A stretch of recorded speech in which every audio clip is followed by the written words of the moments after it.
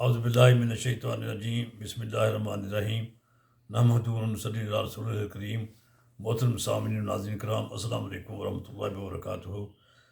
آج کا ہمارا پروگرام ہے سماجی انصاف کا عالمی دن، جو 20 فروری کو منایا جا رہا ہے. سماجی انصاف کی ضرورت اہمیت کے پیش نظر اسے فروغ دینے کے لیے ہر سال 20 فروری کو اقوام متحدہ سماجی انصاف کا دن مناتی ہے. یاد رہے کہ کسی معاشرے کے مستحکم ہونے کی اساس وسائل کی منصفانہ اور معقول تقسیم ہے. امتیاز چاہے صنفی ہو یا نسلی ہو، معاشی ہو یا معاشرتی ہو، مذہبی ہو یا لسانی ہو، ہر صورت میں توڑ پھوڑ کا سبب بن جاتا ہے. برادر من، مساوی مواقع اور مراد ہر انسان کا استحقاق ہے. سماجی انصاف کا عالمی دن ہمیں مختلف قسم کے متنوع یا تنوع اور یعنی طرح طرح کے خصوصیات کے حامل معاشرے کے افراد کے حقوق کی پاسداری اور معاشرے میں ان کی شرکت کو اجاگر اور رائج کرنے کی ترغیب دیتا ہے. سماجی انصاف سے مراد وہ نظام ہے جس میں افراد، خاندانوں، قبیلوں اور قوموں کو مناسب آزادی حاصل ہو اور آپس کی ظلم و زیادتی کو روکنے کے لیے ایسے اجتماعی ادارے موجود ہوں جن کو افراد اور ایک دوسرے پر اقتدار بھی حاصل ہو، تاکہ اجتماعی فلاح و بہبود کے لیے درکار خدمات بھی لی جا سکیں.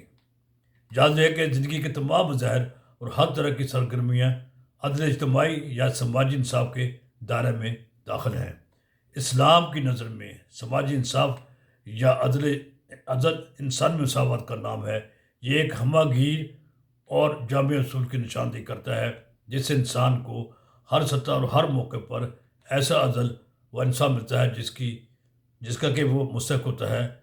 عدل اجتماعی کا تصور معاشرے میں اس وقت تک نہیں پنپ سکتا جب تک انسانی شخصیت کو پھلنے پھولنے اور نشو و نما پانے کے لیے مناسب مواقع فراہم نہ کیے جائیں.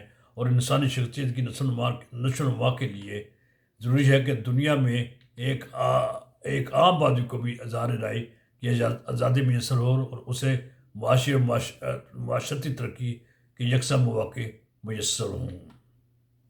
آج بھی اسلام اور رسول پاک صلی اللہ علیہ وسلم کے سیرت پاک، علم و نور کا وہ فکری و عملی چشمہ ہے جس کا دائرہ انسانی مسائل مشکلات کا مکمل حل لیے ہوئے ہے. اس لیے کہ یہی ہم سب کا رہبر و رہنما کا فرمان ہے کہ اسلام بلند ہو کر رہے گا، کوئی نظریہ و فکر اس سے زیادہ بلند نہ ہو سکے گا. اسلام نام ہی عدل اجتماعی کا یا سماجی انصاف کا ہے. اسلام عدل اجتماعی یا سماجی انصاف کو ہر جگہ، ہر وقت اور ہر شعبے میں نافذ کرنے کا حکم دیتا ہے. زندگی کے تمام مظاہر اور ہر طرح کے سرگرمیاں اس کے دائرے میں داخل ہیں.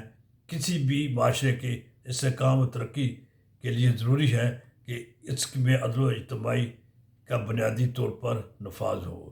اس لیے عہد نبوی میں رسالت مآب صلی اللہ علیہ وسلم نے سب سے زیادہ توجہ عدل اجتماعی پر دی.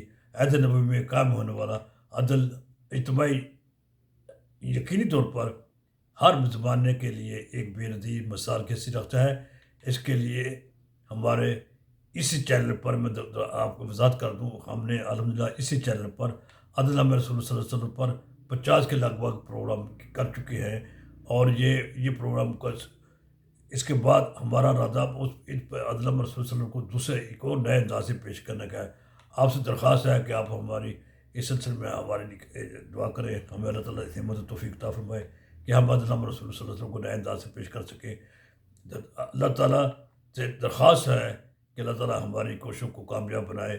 اللہ تعالیٰ ہمیں سیرت رسول صلی اللہ علیہ وسلم سے رہنمائی حاصل کرنے کی مکمل توفیق عطا فرمائے. آمین یا الہ العالمین. والسلام علیکم ورحمۃ اللہ وبرکاتہ.